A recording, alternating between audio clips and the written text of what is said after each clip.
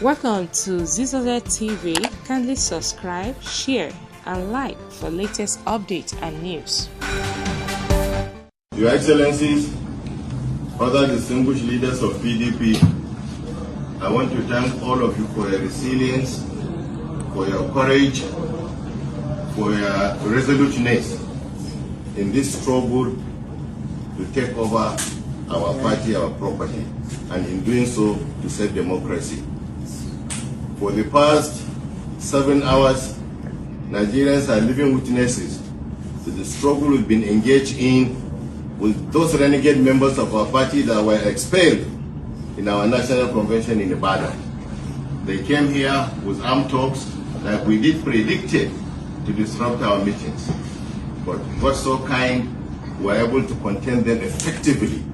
Now we have driven them out of the secretariat, and as you can see, I have entered my office. I have assumed leadership as the elected national.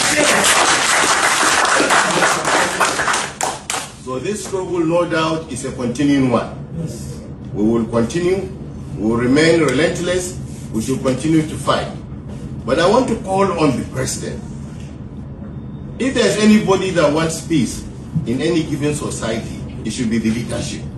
The President should call his minister to order. The kind of conduct that the Minister of the FCT had gotten himself engaged in this morning, leading to this afternoon, is unbecoming. How can a serving minister lead talks to come and disrupt a legally arranged meeting? A meeting in respect of more notices has been given to the police and other security agencies. If we had not exercised restraint, if we had not controlled our members and our leaders, there would have been bloodshed here. We would have been tear-gassed, and I think more than 50 canisters of tear gas had been shot at us. But we remain relentless, and we will continue to remain relentless. So I call on all members of PDP all over this country to know that this is what is happening. And should this continue, I will not hesitate to call all members of PDP in Nigeria to assemble here. If they are going to kill us, let's continue. So I want to call once again on the international community. You've seen what is happening. You've seen what is happening. You've seen the attempts that is now openly being made to destroy and stifle democracy. We will defend democracy.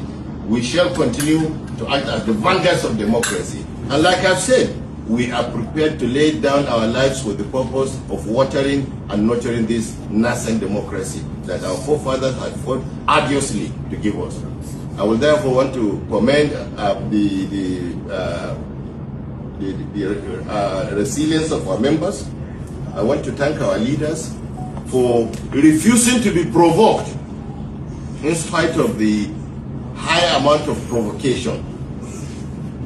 This shows that we in PDP are peace-loving people, and will continue to be peace-loving and law-abiding. But that does not mean that if we've seen that people are going to touch us, are going to touch our integrity, they are going to touch our lives, that we will not hesitate to take advantage of the constitutional right that we have.